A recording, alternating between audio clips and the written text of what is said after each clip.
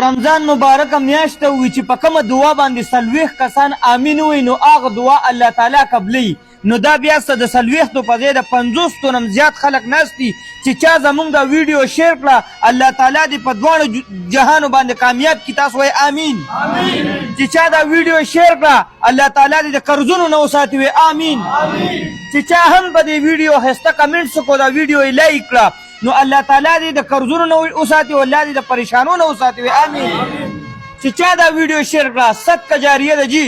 دا څونه ملګري چې ناست دي د اډوکو دې ختم ته د رمضان په دې بختوره میاشت کې په دې ښایسته میاشت کې دا ذکر اذکار کوي نو دا ټول به چې څومره مسافر وروڼه مونږ ګوري که هغه په دې وطن دي که هغه په بل وطن دي نو الله تعالی دې ټول کامیاب کړي. تاسو ټول وایئ امین.